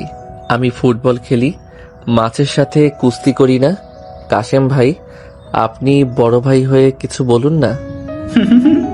আরে আরিয়ান, তিথি তোকে স্বাবলম্বী বানাচ্ছে রে। মাছ কাটলে হাতের কবজি জোর বাড়ে। যা, সাহস করে ধর। আরিয়ান নিরুপায় হয়ে মাছের লেজটা খপ করে ধরল, কিন্তু বোয়াল মাছটা ছিল অতি শয়তান। সে এক মরণ ঝাপটা দিল, আরিয়ানের হাত পিছলে গেল। মাছটা গায়ে পিচ্ছিল শ্যাওলা আর কালো পানি সরাসরি আরিয়ানের শার্টে আশ্রে পড়ল। আরিয়ান নিয়ন্ত্রণ হারিয়ে ময়লা বালতির ওপরই আশ্রে পড়ল। তিথি এক হাত কোমরে দিয়ে অন্য হাতে হাসি চেপে বলে, ও মা, আরিয়ান তো দেখি মাছ কাটতে গিয়ে নিজেই মাছের সাথে সাঁতার কাটতে শুরু করে দিল। তুই কি আস্ত একটা অপদার্থ? আরিয়ান ভাইয়া, ডাঙ্গাই তো বাঘ রাজা, কিন্তু রান্নাঘরে তুমি তো দেখি ভেজা বেড়াল। মিতা রান্নাঘরের দরজায় দাঁড়িয়ে চিৎকার করছে। আরিয়ান গা ঝাড়তে ঝাড়তে রাগে চিৎকার করে, আমি আর মাছ কাটবো না। আমি এখনই বাড়ি ছেড়ে চলে যাব। তিথি আরিয়ানের ঘাট ধরে টেনে তুলে, যাবি মানে? কোথায় যাবি? এই মাছ কাটা শেষ না হলে আজ তোকে বাথরুমে তালা মেরে রাখবো। যা, ধুয়ে পরিষ্কার করে আবার বস।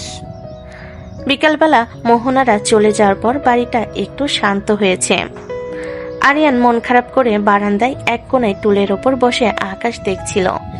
তার মনে হচ্ছিল সে পৃথিবীর সবচেয়ে দুর্ভাগা স্বামী। ঠিক তখনই তিথি একটা লাল পাড় সাদা শাড়ি পরে বারান্দায় এলো। তিথি আরিয়ানের পাশে বসে তার কাঁধে মাথা রাখলো। কি হলো? আমার ছোট মিয়ার মুখটা দেখি বাংলার পাঁচের মতো হয়ে আছে। খুব বেশি পেঁচিয়েছি বুঝি? পচাওনি তো, একদম ছাই করে দিয়েছ। বল্টুরা ক্লাবে গিয়ে আমার এই মাটির মূর্তি হওয়ার গল্প সবাইকে বলবে। তুমি কি চাও না লোকে আমাকে সম্মান করুক? তিথি আরিয়ানের হাতটা নিজের হাতের মুঠোয় নিয়ে বলে, পাগল একটা। লোকে তোকে সম্মান করবে কারণ তুই আমাকে সম্মান করিস। তুই জানিস না, তোকে যখন সবাই আমার আঁচল ধরা বলে খেপায় তখন আমার মনে হয় তুই দুনিয়ার সবচেয়ে সাহসী ছেলে। তিথি তার শাড়ির আঁচল দিয়ে আরিয়ানের কপালের ঘাম মুছে দিল। আরিয়ানের সব রাগ যেন এক নিমিষে কর্পূরের মতো উবে গেল। শাসন তো খুব করলে, এখন ক্ষতিপূরণ হিসেবে কি দেবে? বিকেলে তো বাড়িতে কেউ নেই। তিথি মুচকি হেসে আরিয়ানের কানের লতিতে একটা ছোট্ট কামড় দিয়ে বলে, ক্ষতিপূরণ পাবি, তবে একটা টাস্ক আছে।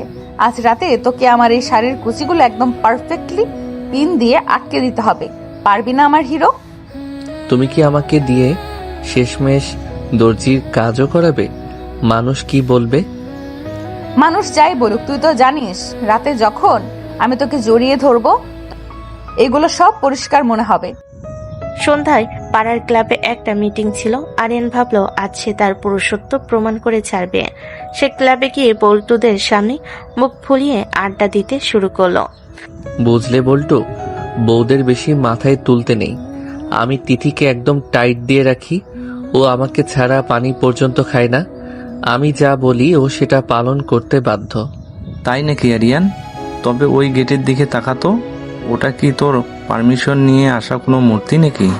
আরিয়ান পেছনের দিকে তাকিয়ে দেখলো তিথি হাতে একটা বড় কালো ছাতা আর একটা বাজারের ব্যাগ নিয়ে দাঁড়িয়ে। আরিয়ানের গলা স্বর সাথে সাথে নেমে গেল। তখন এগুলো সব পুরস্কার মনে হবে। আরিয়ান, ঘরে চিনি আর কয়েল শেষ হয়ে গেছে। তুমি এখানে বসে পলিটিক্স করছো? এসো আমার সাথে বাজারে চলো, ব্যাগটা ধরো তো।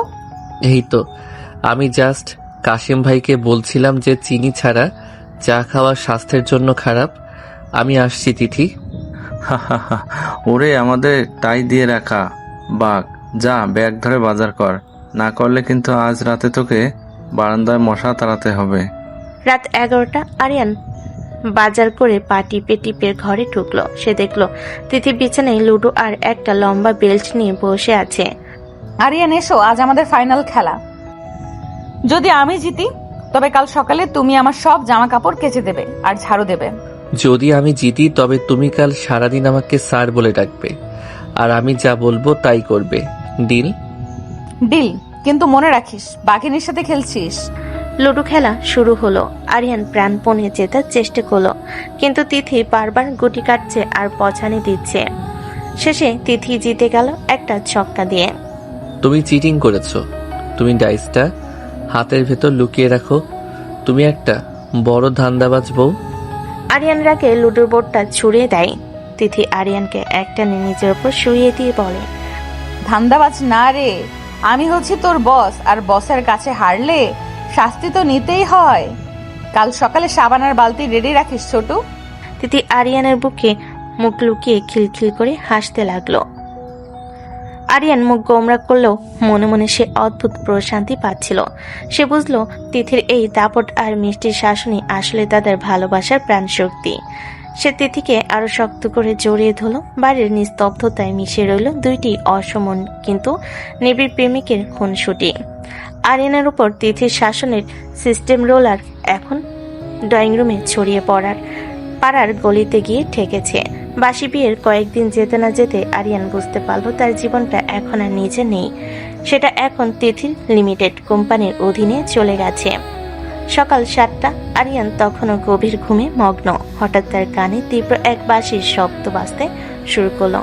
আরিয়ান ধরপড় করে উঠে দেখলো তিথির পরনে ট্রাকস্যুট আর গলায় একটা বাঁশি ঝুলিয়ে তার বিছানার পাশে দাঁড়িয়ে আছে।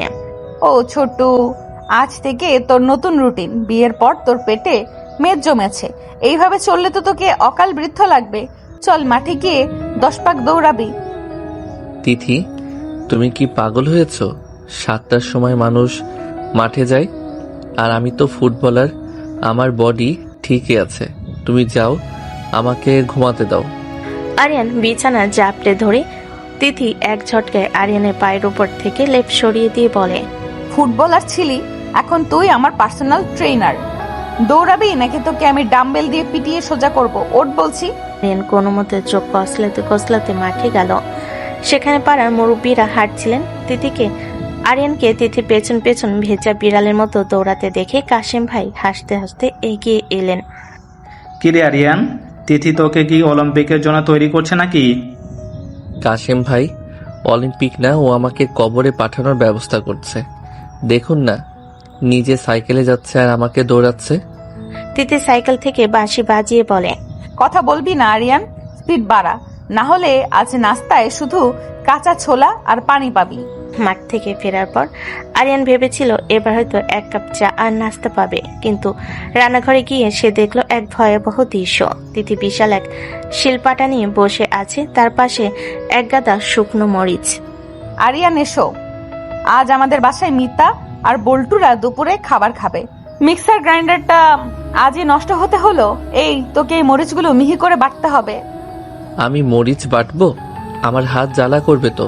তিথি, তুমি কি পাষাণ? আমার কোমল হাতগুলোর দিকে একবার তাকাও।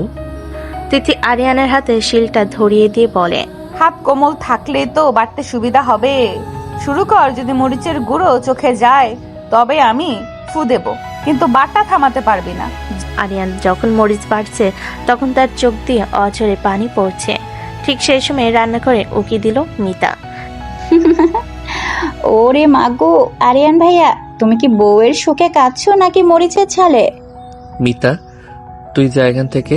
তিথি আপু, মানে তিথি আমাকে দিয়ে জোর করে এসব করাচ্ছে।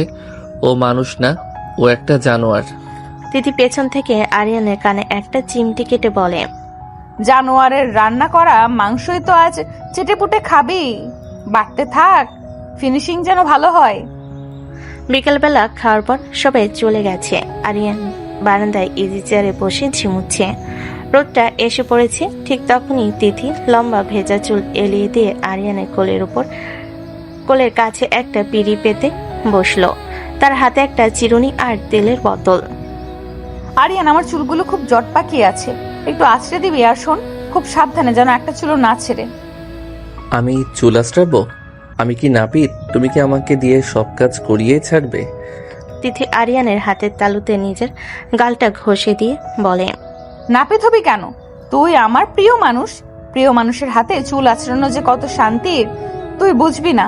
নে, চিরুনি ধর। আরিয়ান অনিচ্ছা সত্ত্বেও চিরুনি হাতে নিল। তিথি রেশমি চুলে চিরুনি চালাতে চালাতে এক অদ্ভুত মায়া অনুভব করলো। তিথির গায়ে সেই শ্যাম্পুর সুবাস আর বিকেলের নরম আলোয় আরিয়ানের সব ক্লান্তি ধুয়ে গেল। তুমি মাঝে মাঝে খুব বেশি দাপট দেখাও তিথি, আমার ভয় লাগে। তিথি পেছনে ফিরে আরিয়ানের চোখের দিকে তাকি মুচকি হেসে বলে, ভয় না দেখালে কি তুই এই বকেটে থেকে সংসারী হতিস? শোন ছোট, তোকে আমি শাসন করি কারণ তোকে আমি হারাতে চাই না। তিথি হুট করে আরিয়ানের হাতের তালুতে একটা গভীর চুমু খেলো। আরিয়ান লজ্জায় লাল হয়ে গেল। সে বুঝলো তিথির এই হঠাৎ আদরগুলোই তার সব শাসনের টনিক হিসেবে কাজ করে। সন্ধ্যায় পাড়ার ক্লাবে ক্যারাম টুর্নামেন্ট ছিল। আরিয়ান ভাবলো আজ সে সবাইকে আর হতাশ দেখাবে না। সে বল্টু আর শান্তর সাথে বাজি ধরল। তোরা দেখিস, আজ আমি সব স্ট্রাইক দিয়ে বোর্ড সার্ভ করব। তিথি আজ বাড়িতে নেই, আজ আমি মুক্ত। তাই নাকি? তারপর ওই ছায়াটা কার? আরিয়ান দেখলো তিথি ক্লাবের জানালার পাশে দাঁড়িয়ে আইসক্রিম খাচ্ছে আর তার দিকে তাকিয়ে চোখ টিপছে। আরিয়ান হাত কেঁপে গেল। স্ট্রাইকার মারতে গিয়ে সে গুটি তো দূরে থাক, নিজের আঙ্গুলে চোট পেল। তিথি ভেতরে ঢুকে, কি হলো আরিয়ান? গুটি কি নড়ছে না? এসো, আমি তোমাকে হেল্প করি। না না, আমি জাস্ট প্র্যাকটিস করছিলাম। চলো চলো, বাড়ি চলো। ওরে বাঘের বাচ্চা, বউকে দেখে তো দেখি তোর স্ট্রাইকারও উল্টে দিকে দৌড় দেয়। রাত 10টা। আরিয়ান আর তিথি শোয়ার ঘরে। আরিয়ান আজ খুব ক্লান্ত, সে চাইছিল একটু শান্তিতে ঘুমাতে, কিন্তু তিথি এক নতুন দাবি নিয়ে হাজির। আরিয়ান, আজ রাতে আমরা একটা গেম খেলবো। যদি তুমি আমাকে হাসাতে পারো তবে কাল সকালে তোমাকে কোনো কাজ করতে হবে না, আর যদি না পারো? যদি না পারি তবে কি আবার ঘর মোছাবে? তিথি হেসে আরিয়ানের বুকের উপর চড়াও হয়ে বলে, না, তবে কাল তোমাকে শাড়ি পরে মিতার সামনে গিয়ে দাঁড়াতে হবে। রাজি? তুমি একটা আস্ত সাইকো। শাড়ি পরবো মানে? আচ্ছা ঠিক আছে, আমি জোকস বলছি। আরিয়ান একের পর এক পচা জোকস বলতে শুরু করলো, কিন্তু তিথি গম্ভীর হয়ে বসে রইল। শেষে আরিয়ান হাল ছেড়ে দিয়ে মুখ ভেঙচি কাটলো, আর তিথি হাসি ধরে রাখতে পারলো না। সে আরিয়ানকে জাপটে ধরে বিছানায় গড়িয়ে পড়ল। হেরে গেছিস ছোট, কাল সকালে শাড়িটা কিন্তু আমিই পরিয়ে দেব। এখন ঘুমা, কালকের দিনটা তোর জন্য খুব ইন্টারেস্টিং হতে যাচ্ছে। আরিয়ান বালিশে মুখ গুজে মনে মনে ভাবলো, এই ডাইনির খপ্পর থেকে আমার কি কোনোদিন মুক্তি নেই? কিন্তু তিথির উষ্ণ স্পর্শে সে যখন ঘুমিয়ে পড়ল, তখন তার ঠোঁটের কোণে এক চিলতে সুখের হাসি লেগেছিল। আরিয়ানের জীবনটা হয়তো আগের মতো নেই, কিন্তু এই অশান্তির মধ্যে সে এক অদ্ভুত মায়া খুঁজে পেয়েছে। দুদিন পর সাজেকের এক বিলাসবহুল রিসোর্টের সামনে দাঁড়িয়ে আরিয়ান তার পিঠে বিশাল বড় এক ব্যাকপ্যাক, দুই হাতে দুটো ট্রলি ব্যাগ, আর ঘাড়ের উপর তিথির ভ্যানিটি ব্যাগ ঝুলছে। তিথি একটা সানগ্লাস পরে আরিয়ানের আগে আগে রাজকীয় ভঙ্গিতে হেঁটে যাচ্ছে। কিরে ছোট, অত হাঁপাচ্ছিস কেন? একটু এইটুকু পাহাড় বইতে গিয়ে যদি দম শেষ হয়ে যায় তবে তোকে নিয়ে আমি ভবিষ্যতে হিমালয়ে যাব কি করে? হিমালয়? তুমি কি আমাকে জ্যান্ত কবর দিতে চাও? 4টে ব্যাগ আমার উপর চাপিয়ে দিয়ে তুমি খালি হাতে হাঁটছো আর বলছো আমি হাঁপাচ্ছি কেন?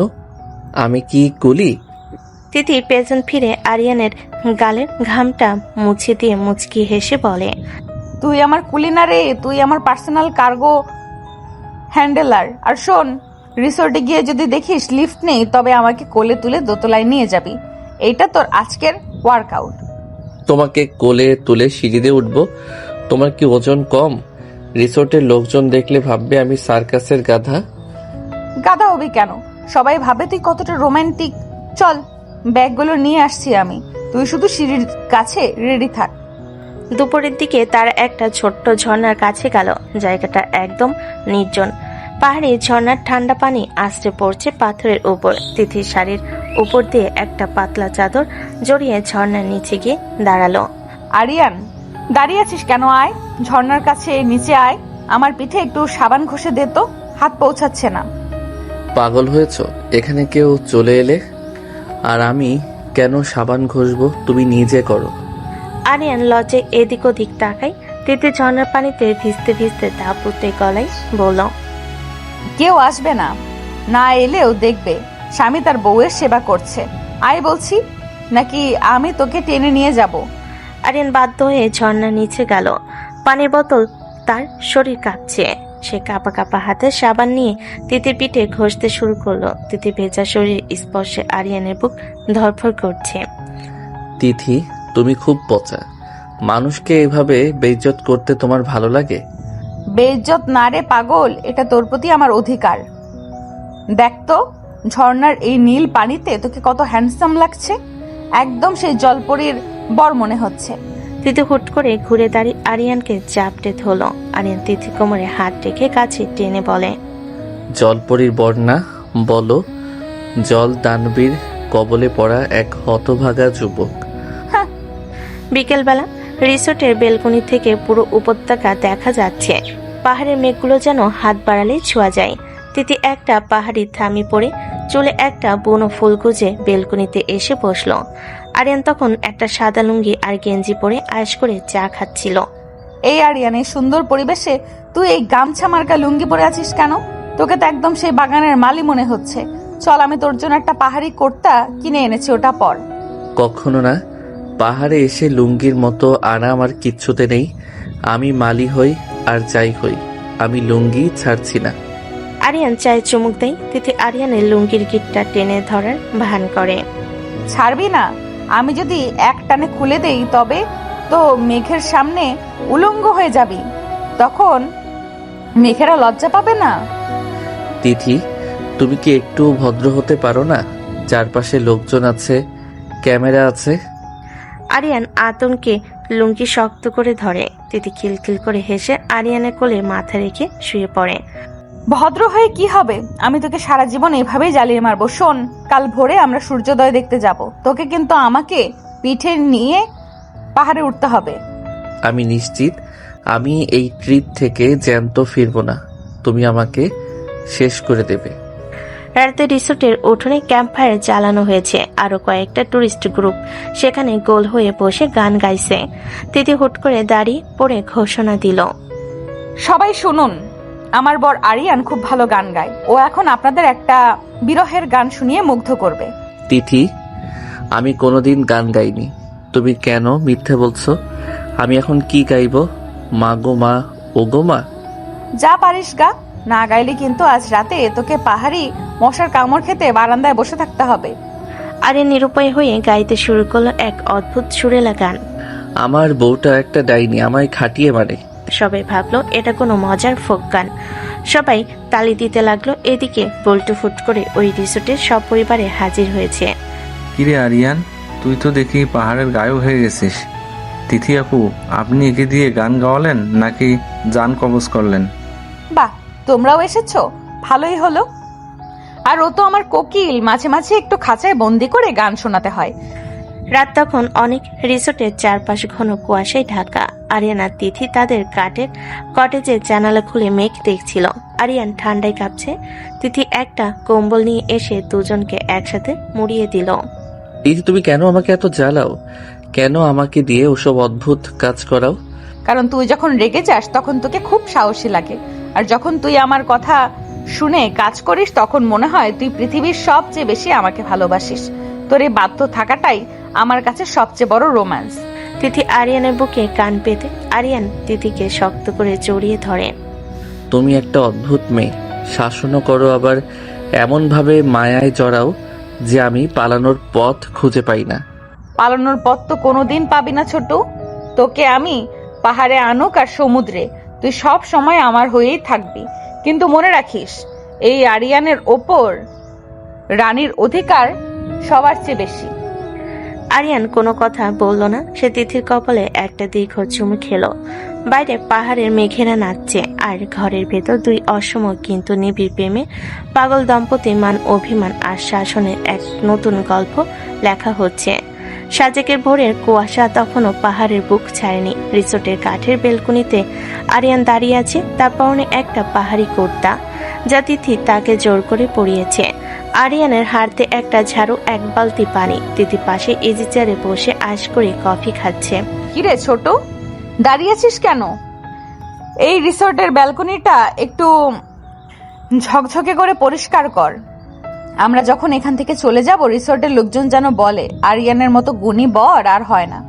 তিথি, আজ আমাদের হানিমুনের শেষ দিন, অন্তত আজ তো আমাকে মাফ করো। লোকে কি বলবে? পাহাড়ে এসেও জামাই ঘর মুছছে। আমার ইজ্জত তো অলরেডি মেঘে ভেসে গেছে। আরিয়ান হতাশ হয়ে ঝাড়ুটা মেঝেতে ঠুকে তিথি কফির কাপে চুমুকতে ভুরু নাচিয়ে বলে, ইজ্জত দিয়ে কি করবি? তোর ইজ্জত তো আমার আলমারিতে বন্দি। আর শোন, ঘর মোছা শেষ হলে আমার পা দুটো একটু টিপে দিস। কাল ঝর্ণায় নামতে গিয়ে খুব ব্যথা হয়েছে। আমি কি তোমার ফুড মেসেঞ্জার? আমি কি সত্যি তোমার বর নাকি তোমার পার্সোনাল রোবট? হুট করে দাঁড়িয়ে আরিয়ানের সামনে এসে তার কলার ধরে নিজের দিকে টেনে বলে, তুই আমার সবই, তুই আমার রোবট, তুই আমার কুলি, তুই আমার রাজা। এখন কাজটা করবি নাকি আমি বল্টুকে ফোন করে বলবো যে আরিয়ান পাহাড়ে এসে কান্নাকাটি করছে? না না, বল্টুকে বলো না, ওই হারামিটা পাড়ায় ঢোল পিটিয়ে দেবে। আমি মুছছি। আরিয়ান যখন নাকে মুখে গামছা বেঁধে বেলকনি পরিষ্কার করছে, ঠিক তখনই রিসোর্টের গেটে উদয় হইল বল্টু, শান্ত আর মিতা। তার নাকি সারপ্রাইজ দিতে ঢাকা থেকে সরাসরি পাহাড়ে চলে এসেছে। আরিয়ানকে এই অবস্থায় দেখে হাসতে হাসতে পাহাড় কাঁপিয়ে তুলল। ওরে মাগো, এ কি দেখছি! আরিয়ান, তুই কি সাজেক ভ্যালির পরিচ্ছন্নতা কর্মী হিসেবে নিয়োগ পেয়েছিস নাকি? হাতে ওটা কি ঝাড়ু নাকি তোর রোমান্টিক অস্ত্র? আরিয়ান ভাইয়া, তোমাকে তো একদম সেই পুরোনো দিনের শোষিত কৃষকের মতো লাগছে। তিথি আপু, তুমি কি একে পাহাড়ে এনেও মুক্ত দাওনি? দোস্ত শোন, আমরা ভেবেছিলাম তোরা পাহাড়ে রোম্যান্স করছিস, কিন্তু এসে দেখি তুই ফ্লোর ম্যাট পরিষ্কার করছিস। তোর জীবন তো দেখি পুরাই ধোয়া মোছা হয়ে গেছে। তো তোরা এখানে কেন? তোদের কি কাজ নেই? তিথি, তুমি এদের কেন আসতে বললে? আমার সব মান সম্মান তো এই মেঘের সাথে মিশে গেল। আরিয়ান লজ্জায় ঝাড়ুটা ফেলে দেয়। তিথি মুচকি এসে পল্টুদের দিকে তাকায়। আরে তোরা হাসিস না তো, আরিয়ান খুব কাজের ছেলে। ও ভাবছে রিসোর্টের মালিককে একটু সাহায্য করি। কি রে ছোটু, ঠিক বলেছি না? যাও বন্ধুদের জন্য একটু চা বানিয়ে নিয়ে এসো তো। আমি এখন চাওয়ালাও হলাম। মা, তুমি কোথায়? তোমার ছেলে এখন পাহাড়ের চূড়ায় বসে চা বানাচ্ছে। বিকেলবেলা বল্টুরা পাশের ঝর্ণা দেখতে গেছে। আরিয়ান আর তিথি পাহাড়ের এক নির্জন ঢালে বসেছিল। চারিদিকে মেঘেরা খেলা করছে। আরিয়ান আজ খুব গম্ভীর, সে তিথির দিকে তাকাচ্ছে না। কি হলো রে, এখনো রাগ করে আছিস? বন্ধুদের সামনে ঘর মোছাতে বলেছি বলে কি ইগোতে লেগেছে? তুই শুধু বন্ধুরা না তিথি, তুমি কি আমাকে সত্যি কোনোদিন ভালোবেসেছো, নাকি আমি তোমার কাছে কেবল একটা খেলার পুতুল যাকে তুমি যেমন খুশি নাচাতে পারো? আমার মাঝে মাঝে মনে হয় তুমি আমাকে বিয়ে করেছো কেবল শাসন করার জন্য। আরিয়ানের গলায় এখন ইমোশনাল সুর শুনে তিথি চুপ হয়ে গেল। সে দেখলো আরিয়ানের চোখে জল টলমল করছে। তিথি তার দাপুটে ভাবটা সরিয়ে আরিয়ানের খুব কাছে গিয়ে বসলো। তিথি আরিয়ানের হাতটা নিজের হাতের মুঠোয় নিয়ে নিচু স্বরে বলে, তুই জানিস আরিয়ান, আমি কেন তোকে এত জ্বালাই, কেন তোকে দিয়ে সব কাজ করাই? কেন? আমাকে অপমান করে আনন্দ পাও বলে? তিথি আরিয়ানের মুখটা নিজের দিকে ঘুরিয়ে নিয়ে বলে, কারণ আমি ভয় পাই। আমি বয়সে তোর বড়, আমাদের বিয়েটা নিয়ে কত কথা হয়েছে। আমি চাই তুই এমন একজন মানুষ হ যে পৃথিবীর যে কোনো পরিস্থিতিতে টিকে থাকতে পারে। আমি তোকে শাসন করে যাতে তোকে কেউ অযোগ্য বলতে না পারে। তোকে যখন আমি কাজ করতে দেখি তখন আমার মনে হয় তুই আমার জীবনের সবচেয়ে শক্তিশালী খুঁটি। তিথির চোখও আজ পানি। সে আরিয়ানের বুকে মাথা রাখলো। আরিয়ান অনুভব করলো তিথির এই দাপট আসলে এক বিশাল ভালোবাসার ঢাল। সে তাকে শাসন করে কারণ সে তাকে আগলে রাখতে চায়। আরিয়ান তিথিকে শক্ত করে জড়িয়ে ধরে। তুমি খুব অদ্ভুত তিথি, তুমি কাঁদলেই আমার সব রাগ জল হয়ে যায়। আমি জানি আমি তোমার মতো স্মার্ট না, আমি হয়তো একটু অলস, কিন্তু আমি তোমাকে ছাড়া থাকতে পারবো না। তিথি আরিয়ানের বুকে হালকা একটা চিমটি কেটে মুচকি হাসে। থাকবি কি করে? তোকে কি আমি থাকতে দেব? তুই তো আমার আজীবনের লেবার। শোন ছোটু, তোকে আমি যত জ্বালাই না কেন, দিন শেষে এই বুকে তোর জন্যই জায়গা রাখা আছে। আচ্ছা বুঝলাম, তবে এখন থেকে কি একটু শাসন কমাবে? মানে বন্ধুদের সামনে অন্তত ঝাড়ু দিতে বলো না। ওটা তো ট্রেলার ছিল। পাড়ায় ফিরলে তোকে দিয়ে এবার ড্রেন পরিষ্কার করাবো, রাজি? তুমি কখনোই শুধরাবে না, তুমি একটা আস্ত লেডি হিটলার। সূর্যটা তখন পাহাড়ের ওপারে ডুবে যাচ্ছে। আকাশের রং কমলা থেকে বেগুনি হচ্ছে। আরিয়ান আর তিথি রিসোর্টের বেলকনিতে দাঁড়িয়ে আছে। তিথি আরিয়ানের কাঁধে মাথা রেখেছে। আজ আরিয়ান এক হাতে তিথির কোমর জড়িয়ে ধরে অন্য হাতে কফির মগ ধরে আছে। আরিয়ান, কাল সকালে আমাদের ফ্লাইট। বাড়ি গিয়েই কিন্তু আমাদের ঘরটা ভালো করে গোছাতে হবে। অনেক ধুলো জমেছে হয়তো। জানি, আর হয়তো ডালও বাটতে হবে, পেঁয়াজও কাটতে হবে, তাই না? ঠিক ধরেছিস, কিন্তু তার আগে আজ রাতে তোকে একটা গান শোনাতে হবে। বিরহের গান না, ভালোবাসার গান। ভালোবাসার গান তো আমাদের জীবনের প্রতিটি মুহূর্তেই বাজছে তিথি। তুমি যতই দাপট দেখাও, এই অবাধ্য হৃদয়টা এখন পুরোপুরি তোমার দখলেই আছে।